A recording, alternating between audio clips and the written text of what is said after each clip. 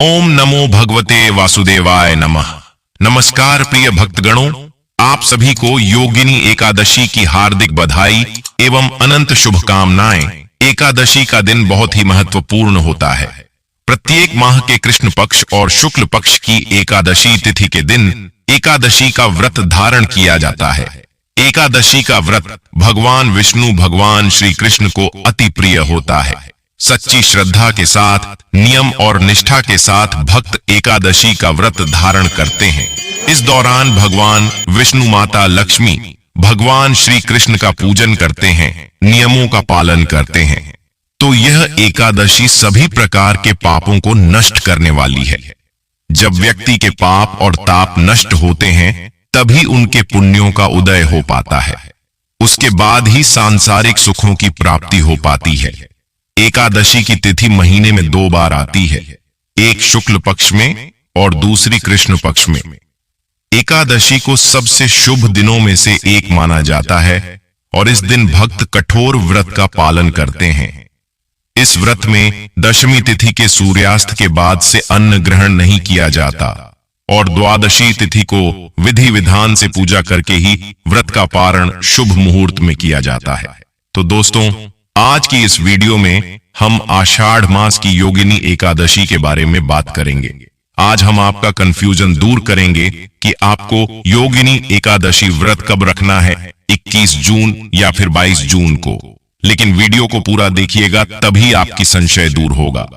तो आज की वीडियो में हम जानेंगे कि योगिनी एकादशी इतनी महत्वपूर्ण क्यों है, इसका महत्व, एकादशी कब है, व्रत कब रखे, व्रत का पारण कब करें, एकादशी और द्वादशी तिथि कब से कब तक है, पूजा का शुभ समय क्या है, राहु काल का समय क्या है, व्रत का पारण किस दिन करेंगे और किस चीज से करें, हरिवासर कब से कब तक है, सारी बातें आज की इस वीडियो में जानेंगे।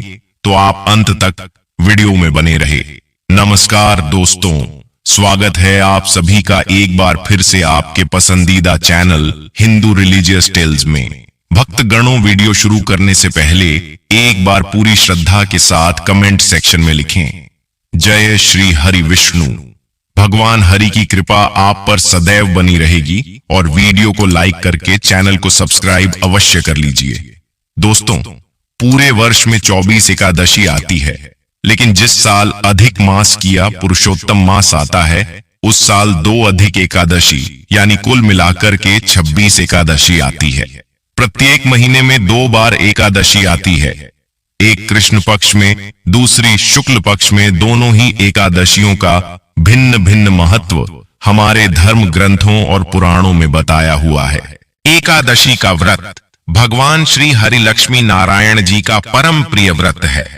एकादशी का व्रत करने से मनुष्य के कई जन्मों के पाप जड़ से नष्ट हो जाते हैं तथा उनके पुण्य का उदय होता है। जब मनुष्य के जन्म जन्मांतर के पाप नष्ट हो जाते हैं, तभी उन्हें सांसारिक एवं भौतिक सुखों की प्राप्ति होती है। कृष्ण पक्ष में आने वाली एकादशी में व्रत करने से पूर्वजों और पितरों का आशीर्वाद प्राप्त होता है। वंश की वृद्धि के साथ संतान सुख की प्राप्ति भी होती है। इसी प्रकार शुक्ल पक्ष को पड़ने वाली एकादशी को व्रत करने से पितृमातृकाओं एवं मातृमातृकाओं को प्रसन्नता होती है और उन्हें मुक्ति मिलती है। पुराणों के अनुसार जो व्यक्ति एकादशी करता रहता है, वह जीवन में कभी भी संकटों से नहीं घिरता और उसके जीवन में धन और समृद्धि बनी रहती है।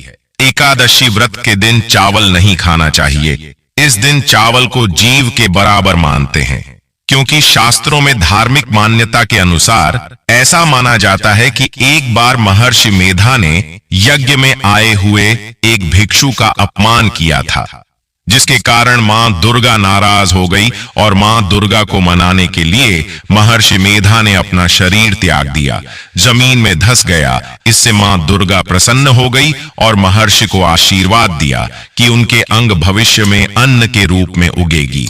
इस कारण एकादशी के दिन अन्न, चावल और जौ उगा। उस दिन एकादशी तिथि थी, इसलिए चावल को जीव माना गया। यही वजह है कि एकादशी के दिन चावल खाना नहीं खाना चाहिए। दोस्तों, एकादशी के दिन दान करना अच्छा माना गया है। व्रती व्यक्ति को इस दिन सामर्थ्य के अनुसार वस्त्र, जल, आभूषण, आसन, पंखा और फल इत्यादि का दान करना चाहिए। मान्यता है कि इस दिन जल से भरे कलश का दान करने से बहुत अधिक पुण्य प्राप्त होता है, लेकिन इस दिन चावल और आटा को दान करना इस दिन निषेध है। ये दोनों चावल और आटा और अगले दिन द्वादशी के दिन दान करना चाहिए। श्रीमद् भगवत गीता में भगवान श्री कृष्ण जी ने अर्जुन को उपदेश देते हुए कहा था कि संपूर्ण व्रतों में एकादशी का व्रत मेरा ही स्वरूप है। इस कारण एकादशी के व्रत की महिमा ज्यादा हो जाती है और आषाढ़ मास के कृष्ण पक्ष की एकादशी को योगिनी एकादशी के नाम से जाना जाता है। एकादशी योगिनी एकादशी कहलाती है। स्कंद पुराण के अनुसार आषाढ़ महीने में भगवान विष्णु के 5 अवतार भगवान वामन की पूजा करने का विधान है, क्योंकि इस महीने के देवता भगवान वामन ही हैं। इसलिए आषाढ़ मास की दोनों एकादशी और द्वादशी तिथियों पर भगवान वामन की विशेष पूजा और व्रत करने की परंपरा है। आषाढ़ महीने के दौरान भगवान विष्णु के वामन अवतार की पूजा करने से सभी मनोकामनाएं पूरी होती हैं। यूं तो कोई भी व्यक्ति इस व्रत को कर सकता है, परंतु यह व्रत उन लोगों के लिए विशेष रूप से महत्वपूर्ण है जो कुष्ठ रोग अथवा किसी भी प्रकार के चर्म रोग और अन्य स्वास्थ्य समस्याओं से पीड़ित है। इस व्रत के प्रभाव से पूर्व में किए गए समस्त पाप और बुरे कर्म नष्ट हो जाते हैं। उत्तम स्वास्थ्य और संतान सुख की प्राप्ति होती है। एक मान्यता के अनुसार इस दिन स्नान के लिए मिट्टी का प्रयोग करना अति शुभ माना जाता है। स्नान के पूर्व तिल का उबटन शरीर पर लगाकर फिर स्नान करना चाहिए। योगिनी एकादशी को ओडिशा में खरी लागे एकादशी या नासारा एकादशी भी कहा जाता है। प्रिय भक्तगणों, आप इस एकादशी का व्रत धारण करते हैं, अत्यंत ही श्रेष्ठ है। लेकिन किसी भी कारणवश मान लीजिए आप इस एकादशी का व्रत नहीं कर पाते हैं, तो भी आज के दिन आपको भगवान श्री हरि विष्णु की विधि विधान से पूजा जरूर करनी चाहिए, क्योंकि आज के दिन अगर आप बिना व्रत किए भी भगवान श्री हरि की पूजा आराधना करते हैं, उनके मंत्रों का जप करते हैं, तुलसी दल युक्त भोग उन्हें अर्पित करते हैं और आज आपको किसी भी प्रकार से तामसिक चीजों का सेवन नहीं करते हैं, जैसे कि लहसुन, प्याज, मांस, मदिरा, इन चीजों का त्याग कर दीजिए। व्रती दशमी के दिन एक समय शुद्ध और सात्विक भोजन करें। दशमी के दिन चावल, शहद, लहसुन, प्याज, मांस, मदिरा, मसूर की दाल, कटहल की सब्जी का उपयोग भोजन के रूप में नहीं करना चाहिए। दशमी के दिन पराये अन्न अर्थात दूसरे के घर का भोजन नहीं करना चाहिए। ब्रह्मचर्य व्रत का पालन करें। एकादशी के दिन सुबह जल्दी उठकर के स्नान करके पूजा अर्चना करके एकादशी व्रत का संकल्प धारण करें। पद्म पुराण के उत्तरखंड के अध्याय 64 में श्लोक नंबर 34 में लिखा हुआ है, हे कमल नयन भगवान, अच्छे एकादशी के दिन निराहार रह करके दूसरे दिन ही भोजन करूंगा। एकादशी के दिन संकल्प आपको धारण करना चाहिए। एकादशी के दिन सुबह सूर्य भगवान को जल अर्पण करें, माता पिता को प्रणाम करें, तुलसी जी का पूजन करें, गौ माता का पूजन करें। एकादशी के दिन अन्न नहीं खाना चाहिए, केवल और केवल फलाहार करना चाहिए। सर्वोत्तम फलाहार गाय का दूध एवं फल माना गया है। झूठ ना बोलिए, क्रोध न करिए, लड़ाई झगड़ा एवं वाद विवाद बिल्कुल न करें। ब्रह्मचर्य का पालन करना चाहिए। दाढ़ी कटिंग या सेविंग नहीं करवाए।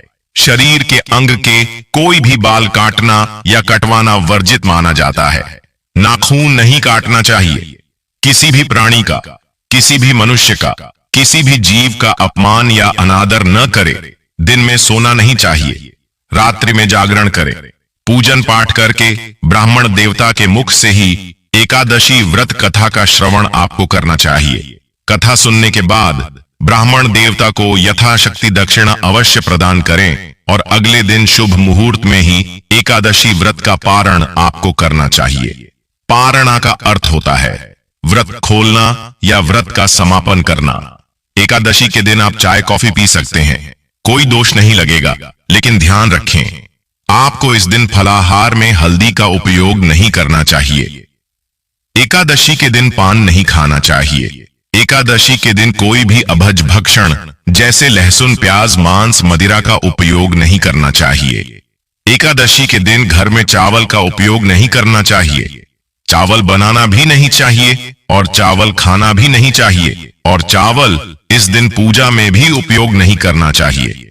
एकादशी के दिन यदि आपके घर परिवार में जन्म अथवा मृत्यु का सूतक लग जाता है तो ऐसी परिस्थिति में आप एकादशी व्रत तो अवश्य करें, सभी नियमों का भी पालन करें, लेकिन आपको भगवान का स्पर्श या पूजन अर्चन नहीं करना चाहिए। अगले दिन जब आप व्रत का पारणा करते हैं तो सूतक की अवस्था में जल या तुलसी पत्र या फल या फलाहारी वस्तु से व्रत का पारणा कर सकते हैं। यदि आप यात्रा में हैं या कहीं बाहर है और पूजा पाठ या पारणा की व्यवस्था नहीं हो पा रही है तो आंख बंद करके मानसिक रूप से मन में सभी वस्तु का, सभी विधि का ध्यान करते हुए यदि आप एकादशी व्रत करेंगे तो आपको एकादशी पूजा का व्रत का पूरा पुण्य प्राप्त होगा, क्योंकि हमारे धर्म ग्रंथों और पुराणों में मानसिक पूजा का भी विधान बताया गया है। और इसी तरह यदि कोई माताएं बहनें मासिक धर्म पीरियड की अवस्था में रहती है तो ऐसी अवस्था में भी उनको व्रत करना चाहिए, व्रत के नियमों का भी पालन करना चाहिए, लेकिन उनको भगवान का स्पर्श या पूजन अर्चन नहीं करना चाहिए। साथ ही जो माताएं बहनें गर्भावस्था में है, गर्भवती है, तो उनको अपने बालक का, अपने शिशु का, गर्भस्थ बच्चे का ध्यान रखते हुए ही एकादशी व्रत करना चाहिए। अच्छी प्रकार से फलाहार करके वह व्रत कर सकती हैं, लेकिन कोई भी इस दिन गलत काम ना करें, किसी भी प्रकार का पाप कर्म बिल्कुल ना करें। सभी तरह से आपको अच्छे मन से, पवित्र अवस्था से एकादशी व्रत का नियम विधि विधान से पालन करके ही करना चाहिए। अगर जाने अनजाने में आपसे कोई त्रुटि हो जाती है, गलती हो जाती है, तो प्रभु से आप क्षमा याचना अवश्य कर लीजिएगा। प्रभुत्व कृपा निदान है, दयालु है, आपको क्षमा दान अवश्य ही प्रदान करेंगे। प्रिय भक्तगणों, श्री कृष्ण ने कहा, हे राजन, यह योगिनी एकादशी का व्रत 88,000 ब्राह्मणों को भोजन कराने के बराबर फल देता है। इसके व्रत से समस्त पाप दूर हो जाते हैं और अंत में बैकुंठ लोक की प्राप्ति होती है। कहा जाता है कि इस व्रत को रखने से सफलता और सिद्धि मिलती है। परम कल्याणकारी योगिनी एकादशी के दिन की महिमा का वर्णन पुराणों और धर्म ग्रंथों में भी मिलता है। इससे जुड़ी एक पौराणिक कथा भी प्रचलित है। पुरातन समय में अलकापुरी का राजा कुबेर शिव भक्त था। हेममाली नामक एक व्यक्ति उनकी सेवा करता था, जो शिव जी की पूजा के लिए फूल लाया करता था। एक बार हेममाली अपनी पत्नी के प्रेम में पूजा के लिए फूल लाने से चूक गया। तब नाराज होकर कुबेर माली को श्राप दे डाला कि वो के वियोग में तड़पे और मृत्यु लोक में जाकर रोगी बन जाए। श्राप के कारण ऐसा ही हुआ। फिर एक दिन हेममाली की भेंट मार्कंडेय ऋषि से हुई। ऋषि ने उसे योगिनी एकादशी का व्रत करने के लिए कहा। हेममाली ने इस व्रत को पूरे विधि विधान से किया और इस पुण्यदायी व्रत के प्रभाव से उसके सभी कष्ट दूर हो गए और वह अपनी पत्नी के साथ पुनः अलकापुरी में जाकर सुखपूर्वक रहने लगा। आइए जानते हैं योगिनी एकादशी शुभ मुहूर्त पारण के बारे में, लेकिन उससे पहले अभी तक आपने वीडियो को लाइक नहीं किया है तो वीडियो को लाइक करके हिंदू रिलीजियस टेल्स चैनल को सब्सक्राइब अवश्य करिए। एकादशी तिथि प्रारंभ समय 21 जून 2025 दिन शनिवार सुबह 7:21। एकादशी तिथि की समाप्ति 22 जून 2025 दिन रविवार सुबह 4:28 पर एकादशी तिथि की समाप्ति है। तो इस बार वाराणसी पंचांग के अनुसार, सनातन पंचांग के अनुसार, मैथिली पंचांग के अनुसार आषाढ़ मास योगिनी एकादशी का व्रत 2 दिन पड़ रहा है, जो कि पहले दिन 21 जून को समर्थवान के लिए है, गृहस्थों के लिए है, और 22 जून को वैष्णवों के लिए एकादशी का व्रत बतलाया गया है। व्रत का पारण हरिवासर समाप्त होने के बाद करना चाहिए। हरिवासर का समय द्वादशी तिथि का पहला चौथाई हिस्सा हरिवासर का होता है, तो द्वादशी तिथि की समाप्ति 22 जून 2025 दिन रविवार को रात्रि 1:24 पर द्वादशी तिथि की समाप्ति है। हरिवासर की समाप्ति 22 जून को सुबह 9:42 पर हरिवासर की समाप्ति है।